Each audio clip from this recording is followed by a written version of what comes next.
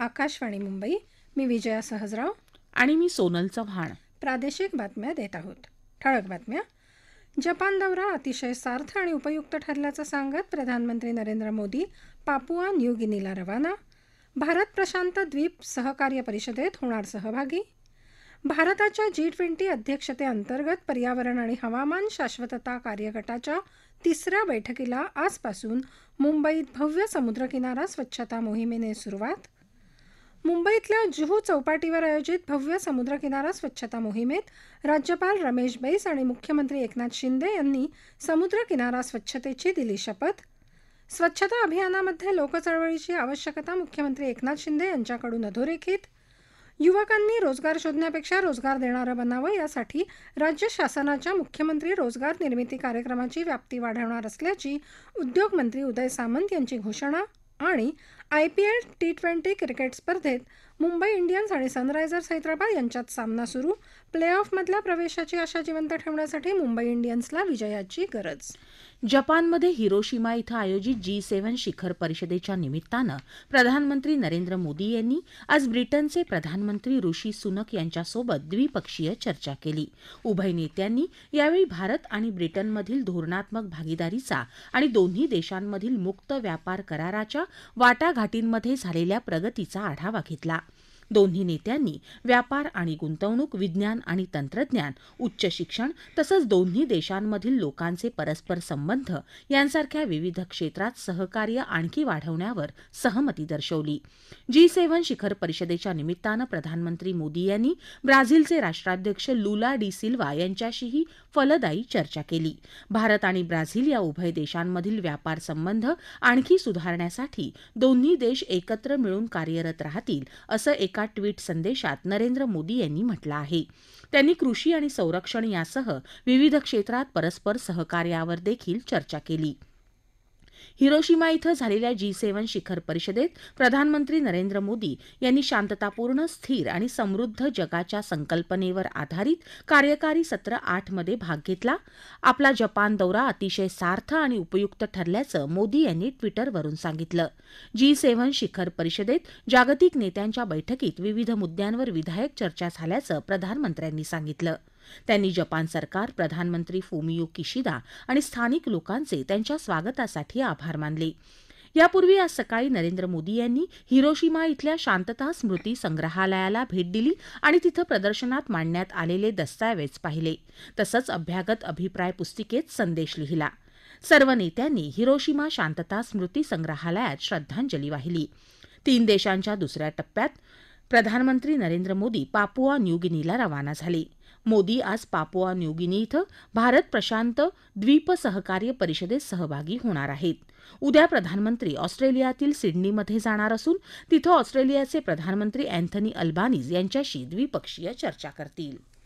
G20 परिषदेच्या पर्यावरण आणि हवामान शाश्वतता कार्यगटाच्या 3ऱ्या बैठकीला G20 समुद्रकिनारा स्वच्छता मोहिमेनं आज मुंबईत सुरुवात झाली.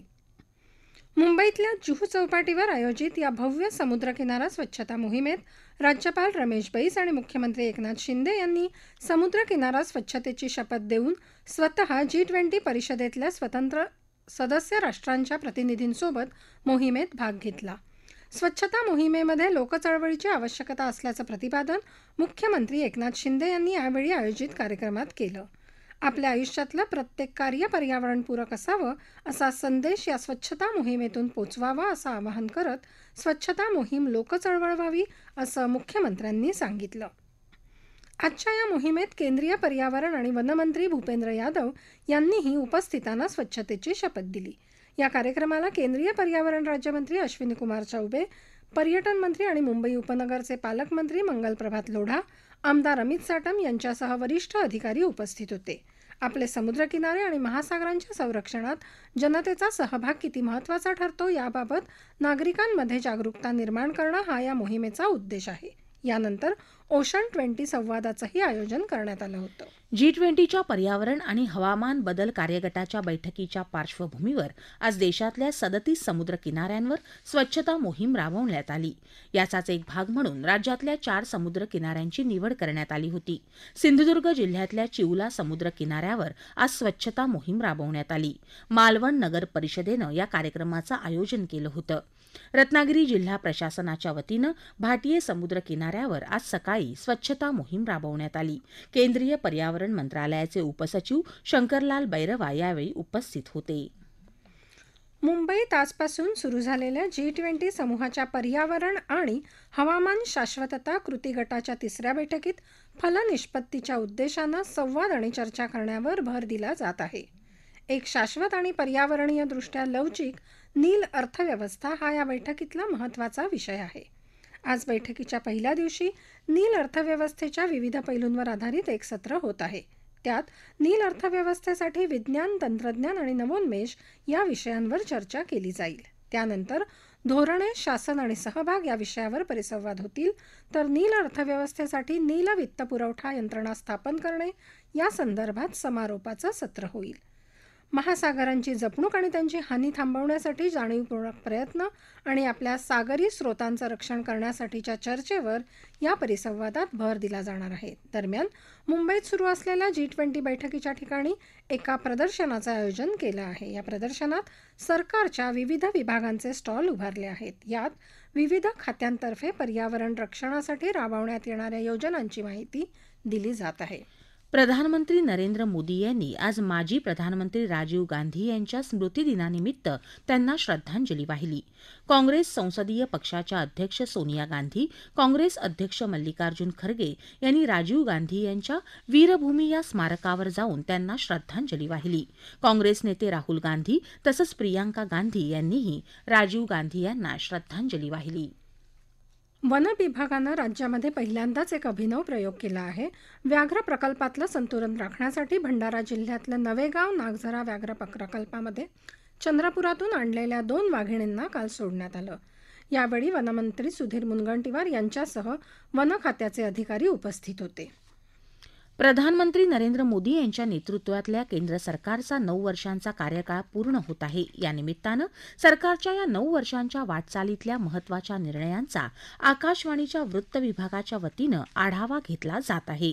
आज आपण G20 अध्यक्षपदावर एक नजर टाकणार आहोत. भारतानं गेल्या वर्षी डिसेंबरमध्ये इंडोनेशियाकडून G20चं अध्यक्षपद स्वीकारलं. भारतानं G20 अध्यक्षतेअंतर्गत 50हून अधिक शहरांमध्ये 32 विविध कार्यगटांमध्ये 200हून अधिक बैठकांचं आयोजन केलं आहे. या माध्यमातून G20 प्रतिनिधी आणि पाहुण्यांना भारताच्या समृद्ध सांस्कृतिक वारसा दाखवला जात असून त्यांना एक अनोखा भारतीय अनुभव दिला जात आहे. यावर्षी सप्टेंबरमध्ये नवी दिल्लीत होणाऱ्या अंतिम शिखर परिषदेत जवळपास 43 प्रमुख शिष्टमंडळे सहभागी होणार आहेत. वसुधैव कुटुंबकम किंवा एक पृथ्वी एक कुटुंब एक भविष्य ही भारताच्या G20 अध्यक्षपदाची संकल्पना आहे.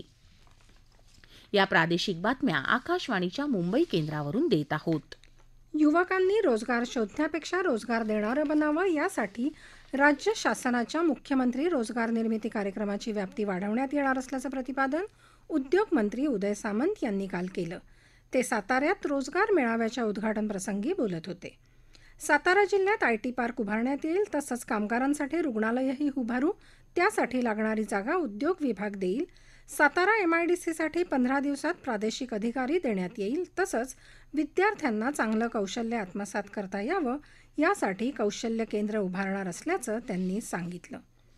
वेदांता फॉक्सफॉन हा प्रकल्प महाविकास आघाडी सरकारच्या चुकांमुळे गुजरातला गेला. त्या प्रकल्पासंबंधीची श्वेतपत्रिका लवकरच जनतेसमोर मांडणार आहोत, असं उद्योगमंत्री उदय सामंत यांनी यावेळी सांगितलं. राज्यातलं सध्याचं युतीचं सरकार युवकांना रोजगार देण्यासाठीच्या योजना आखत आहे. दावोस इथं झालेल्या परिषदेनंतर राज्यात अनेक उद्योगही येऊ लागले आहेत, असं त्यांनी सांगितलं. हा रोजगार मेळावा 2 दिवस चालणार आहे. आज मेळाव्याच्या पहिल्या दिवशी सुमारे 5,000पेक्षा जास्त युवा सहभागी झाले होते.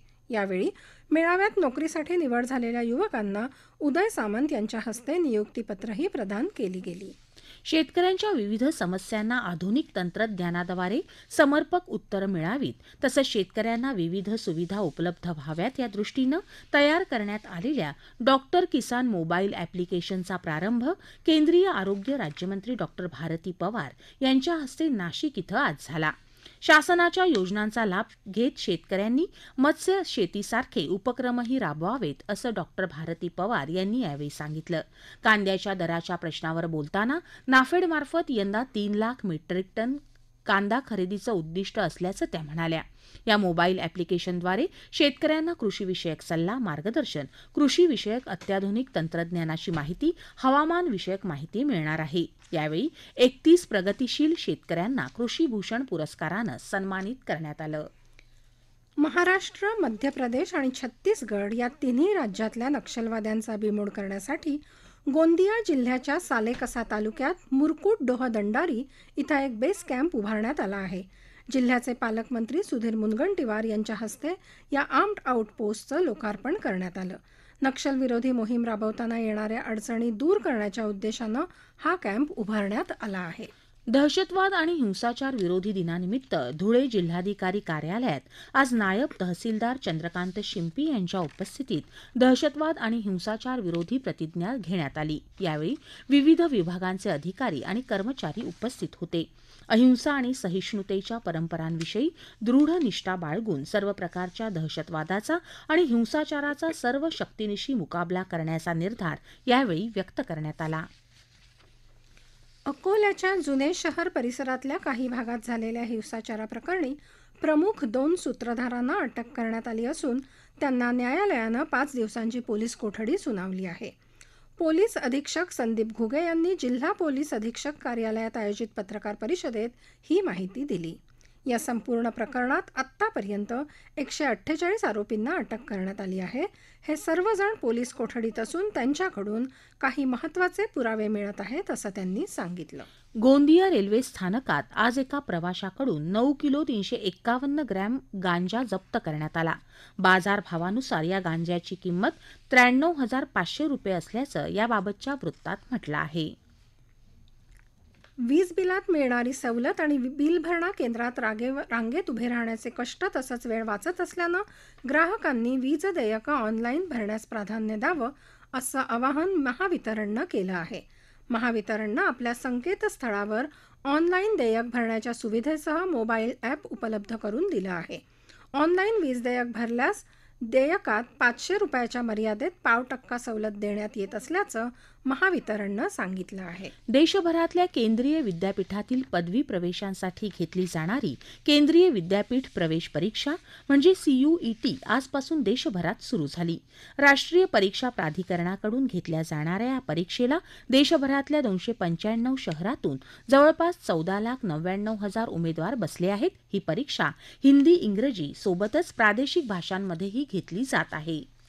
सामुदायिक विवाह सोहळे समाजाची आणि काळाची गरज आहे असं मुख्यमंत्री एकनाथ शिंदे यांनी सांगितलं. पालघर जिल्ह्यात बोईसर इथं आयोजित आदिवासी तसंच आर्थिक दुर्बल घटकातल्या वधूवर सामुदायिक विवाह सोहळ्यात ते काल बोलत होते.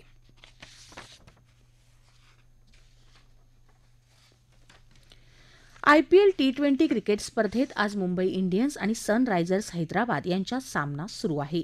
या सामन्यात मुंबई इंडियन्सनं नाणेफेक जिंकून पहिलं क्षेत्ररक्षण करण्याचा निर्णय घेतला. मुंबई इंडियन्सनं आतापर्यंतच्या 13 सामन्यांमधून 14 गुणांची कमाई केली असून स्पर्धेत प्ले ऑफमधल्या प्रवेशाची आशा जिवंत ठेवण्यासाठी मुंबई इंडियन्सला या सामन्यात विजयाची गरज आहे. शेवटचं वृत्त हाती आलं तेव्हा सनरायझर्स हैदराबादनं 7व्या षटकात बिनबाद 71 धावा केल्या होत्या. आता ठळक बातम्या पुन्हा एकदा. जपान दौरा अतिशय सार्थ आणि उपयुक्त ठरल्याचं सांगत प्रधानमंत्री नरेंद्र मोदी पापुआ न्यू गिनीला रवाना. भारत प्रशांत द्वीप सहकार्य परिषदेत होणार सहभागी. भारताच्या G20 अध्यक्षतेअंतर्गत पर्यावरण आणि हवामान शाश्वतता कार्यगटाच्या 3ऱ्या बैठकीला आजपासून मुंबईत भव्य समुद्रकिनारा स्वच्छता मोहिमेनं सुरुवात. मुंबईतील जुहू चौपाटीवर आयोजित भव्य समुद्रकिनारा स्वच्छता मोहिमेत राज्यपाल रमेश बैस आणि मुख्यमंत्री एकनाथ शिंदे यांनी समुद्रकिनारा स्वच्छतेची दिली शपथ. स्वच्छता अभियानामध्ये लोकचळवळीची आवश्यकता मुख्यमंत्री एकनाथ शिंदे यांच्याकडून अधोरेखित. युवकांनी रोजगार शोधण्यापेक्षा रोजगार देणारे बनावं यासाठी राज्य सरकारच्या मुख्यमंत्री रोजगार निर्मिती कार्यक्रमाची व्याप्ती वाढवणार असल्याची उद्योगमंत्री उदय सामंत यांची घोषणा. आणि आयपीएल T20 क्रिकेट स्पर्धेत मुंबई इंडियन्स आणि सनरायझर्स हैदराबाद यांच्यात सामना सुरू. प्ले ऑफमधल्या प्रवेशाची आशा जिवंत ठेवण्यासाठी मुंबई इंडियन्सला विजयाची गरज. याबरोबरच आकाशवाणी मुंबई केंद्रावरचं हे प्रादेशिक बातमीपत्र संपलं. नमस्कार.